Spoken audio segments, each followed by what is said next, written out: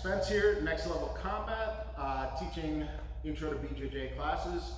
Thankful again to have Bob here to help out. So I get a lot of questions about Keisagatame, also known as the scarf hold, also known as judo side or the traditional judo side. I play this position a lot. A lot of people don't, simply because there is a little bit higher risk of losing the position because you're not underhooking the far side, you're only controlling their head. However, the nice part about it is if you get good at it, not a lot of people work the defenses anymore simply because you don't see the position that much. So the next time you're in this position, it gives you a chance to work some offense and possibly catch people kind of unaware who don't know how to get out, okay?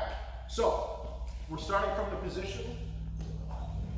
This side, turn your head this way, thank you, sir. So again, traditional judo side, also known as the scarf hold, is where I'm controlling his head and this arm. So with my hand that's not around his head, I will cup above the elbow, kind of near the tricep. I'll pull up a little bit. I'm not burning my arms out, but I'm pulling up and I'm clamping my elbow shut to control his arm.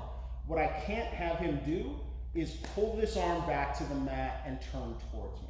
So I'm gonna help prevent that by controlling this arm, and this leg that's near his head slides up as high as I can get it underneath his shoulder here, so that again it's hard for him to turn and face me. This hand, I want it as deep as I can get it. I don't want any gap between my bicep and the side of his neck and head. I'm gonna shoot it as deep as I can get it. You'll see some people come in and cup the backside of their leg kind of in the crook of their knee and the lower hamstring. This is also fine. I tend to keep this hand freer and kind of control the arm, or even connect my hands and kind of make a loop. All of those are fine. It's a little bit of personal preference. So if you want to go a little bit heavier in terms of pressure as you get comfortable with this position, right now I'm sitting on my butt. But if I'm going a little bit more intense, I will dig my toes into the mat. I will have this foot out like a kickstand, and I will lift my butt off the mat. So I guarantee you, Bob is gonna feel the difference. Here, there's really not much pressure on him at all. As soon as, and I'm not cranking on his head, just to be clear, but as soon as I lift my butt off the mat, everything but my toes is coming off the mat, and I'm making Bob carry all of that weight. So a couple things to be careful of from this position. Number one, you cannot lose control of his head. If you get lazy and his head slides out, he's got your back. Number two, you don't sit up and just try to crank the head. What you're really doing is really just kind of pulling him up to a seated position, and if he's ready to kind of, go with that momentum, you're kind of just helping him come up. Finally, don't lean too far across his body. Sometimes you'll see people kind of thinking that they're really applying a lot of pressure and they're really gonna, lay into him. But the more that I come this way, I run the risk of literally getting rolled over the top. So my body weight needs to stay at his center line, running down from his nose to his sternum, or on the side the rest of my body is. Do not lean all the way over, okay? So, a couple of basic submissions from here.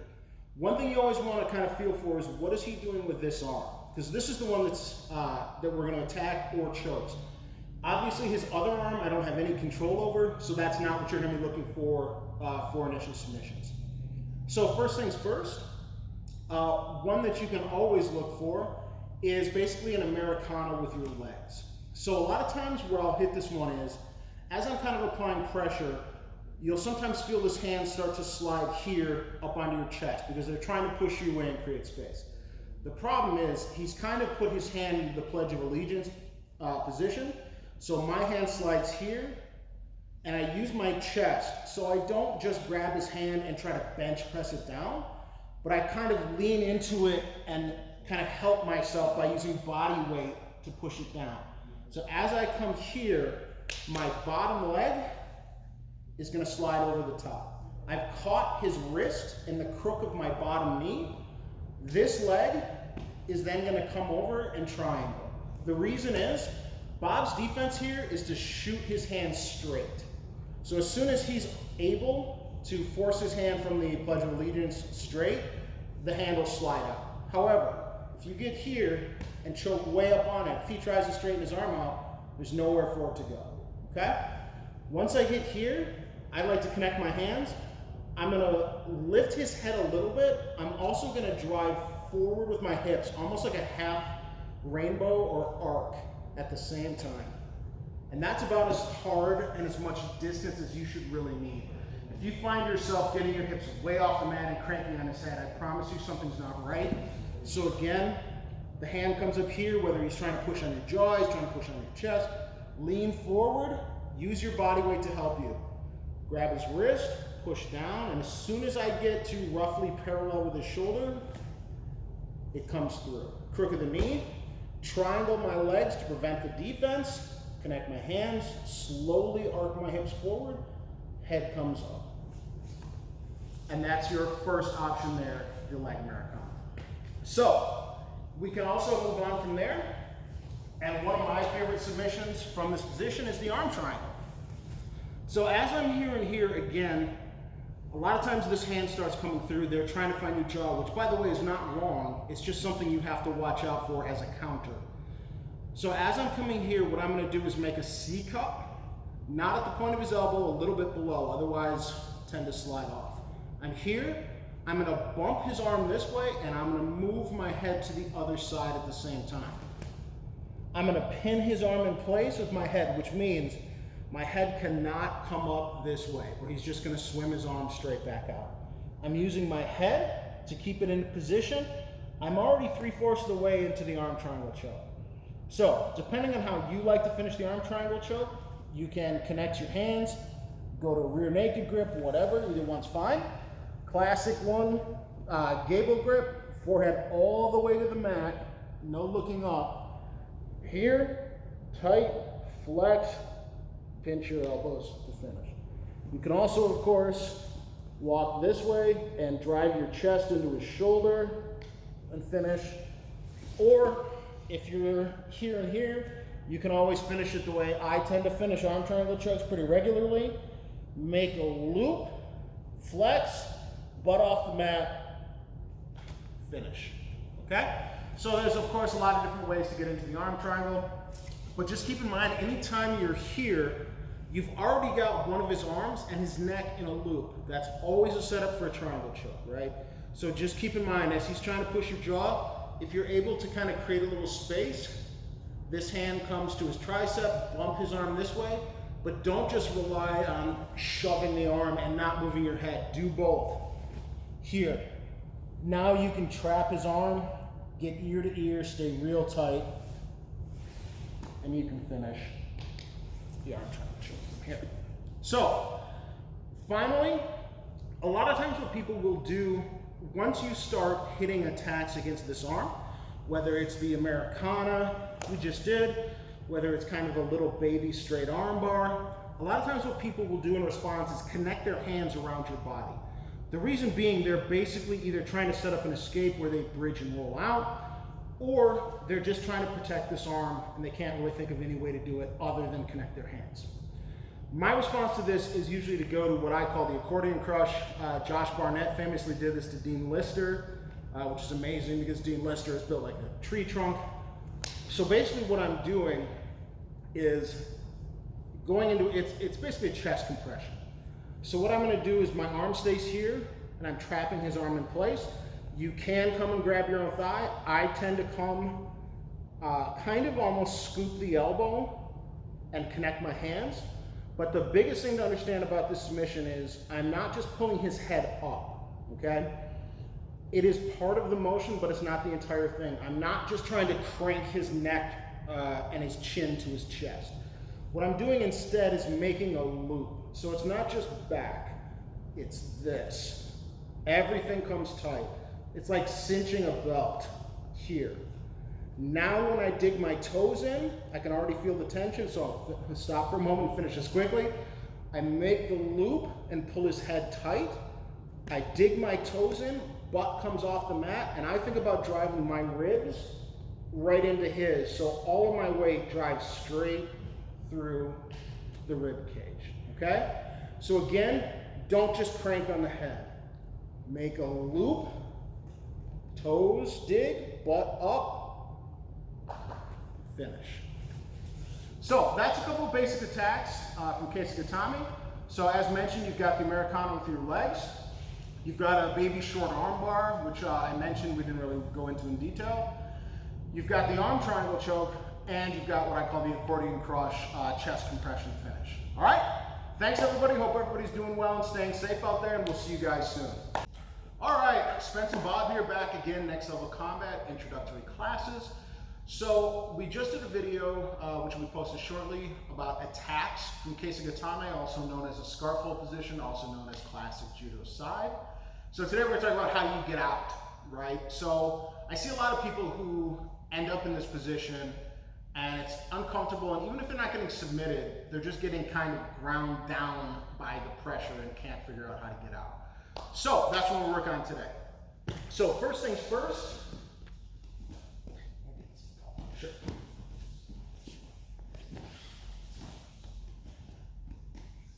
Bob is controlling the head exactly as he should. He's also looking to control this far arm. So a couple things to keep in mind when you're in the bottom part of this position. Number one is that any time, even if you can't think of really technical escapes, if I'm able to work my head out from his arm, whether it's shucking, whether it's a slow push, whether it's he kind of slips out, anytime my head comes out of his armpit, I'm on his back. So that is the inherent danger with this position for Bob. And also for escapes, again, even if you can't think of the most technical way to get out, if he or she is not really controlling your head, and I don't mean just cranking on it, but I mean if he's not doing a good job of securing it like Bob is there, always just think about how can I work my head out. Sometimes it's about shrugging your shoulders up to make it hard for him to control your neck and head. You can make kind of a C-clamp and try to bump it up. And of course, plant your feet, kind of bump your hips and kind of retract and pull back through the opening, okay? So, number two is that one of the best escapes is, as with a lot of these bottom positions where it's not mount, is to turn towards him. So what I'm gonna do is kind of turn towards him, and I'm gonna try to rip my right elbow, the one that he's trying to control, to the mat and frame it against his hip. So the thing also about this position for Bob is that he only has my head and one arm. The whole rest of my body, including this arm, is free to move. So it's a little bit easier to turn on your side than some side control positions. Not saying it's always, successful, but it's easier.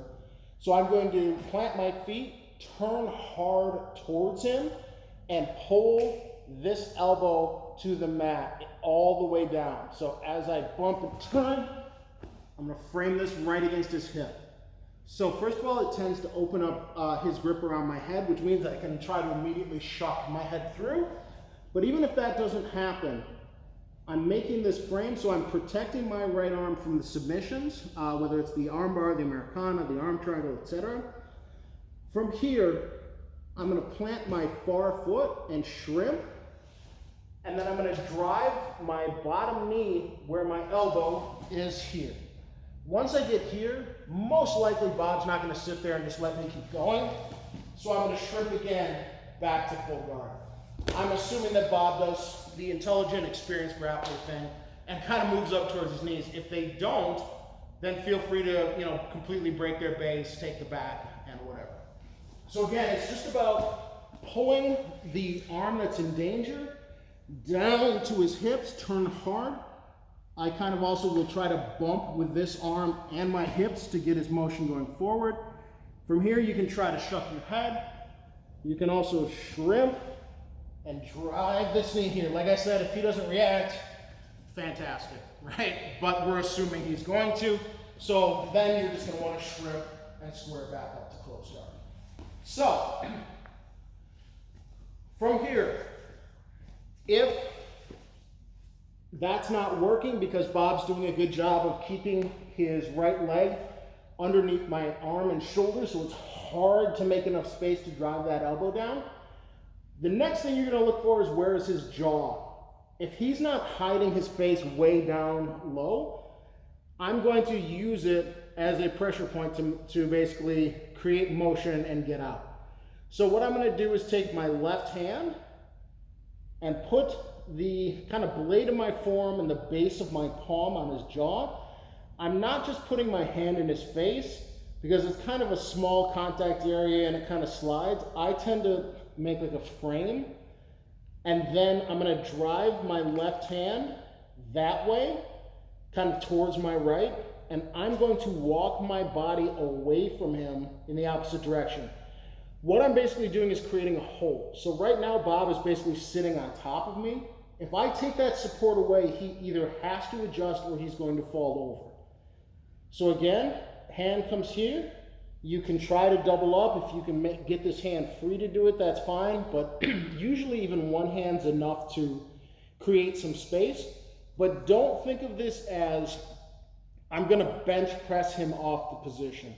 Don't stay flat on your back and just try to shove, right? If they're bigger than you, your size or whatever, you're wasting your effort. And even if you're once in a while able to get away with it, it's a lot of energy you don't need to spend. Make the frame, push, and now as I walk my body away, you can already see what starts to happen. I switch my hips up to my knees, and I basically come up to top side and or north south. So again, make the frame on his jaw, push one direction, and literally walk your body away with the other. Even if it's not one big dramatic motion, a lot of times you'll still get the sweep if you just keep walking and keep their jaw far away from you. Keep applying pressure in the opposite direction. So, one more escape. If you are having trouble getting to his jaw, if you're worried about using this hand to help you escape because it means that your other arm is on its own defensively, you can always connect your hands around his body, right? So what I'm doing here is I will choke up as far up on my arm as I can, up under the forearm. I will turn the blade of the arm that's trapped into the ribs, preferably down near the floating ribs. I'm going to scoop towards me and get him a little bit uncomfortable. You're not going to tap him. That's not what you're looking for. But what you are doing is getting his body weight up a little bit and making him thinking about moving. So as I squeeze and scoop, I'm going to turn on my shoulder as much as I can. You're not always going to be able to get all the way there, but the more that you turn, the better. Keep squeezing, and now I'm going to chase him with my legs. What I'm trying to do is catch his top leg with my leg. As I come here, I'm going to pull back, and I'm going to work my head out. From here, you can then immediately start thinking about trying to come here. Just keep in mind, I've only got one of his legs trapped. So personally, if I get here, I would often start to work my way out because I'm only controlling one of his legs, so it's not a true full back control. One last addition to this escape. Bob being an experienced grappler, as soon as I connect my hands and turn and start chasing him, a lot of times he's going to start running away from me. So literally we'll almost be running in circles, like a Three Stooges act. So what I'm going to do is if he starts running away and I can't catch this leg of his, I'm going to chase him a couple steps, get him circling, and then I'm going to stop. And as he takes hopefully one more step, I'm going to go flat to my back, bridge, and roll him over the top using the momentum of the motion, okay? So in other words, I'm worried, I'm trying to chase, it's not happening, not happening, not happening. Now because he was running away from me, he's way up my chest, which means I don't have to roll his weight quite as hard. Bridge, and roll. So again, that escape is much easier if you get him moving first. If he's sitting completely stationary and you just try to bridge and roll him over the top, I'm not saying that it'll never work, but it takes a lot more energy and it's a lot more difficult. All right? So that's your basics for escaping judo side, aka keisagatame or scarfold. Keep in mind, basic fundamental ideas. Turn towards them. Get your arm that's trapped across his body to the mat. Wedge it to your elbow all the way to the floor. The more that you turn towards him, the better it is. And finally, if you can't do that, always try to find his jaw with your hand. Create space. Work your way out, try to shuck your head out from his arm. All right, thanks everybody, I'll see you soon.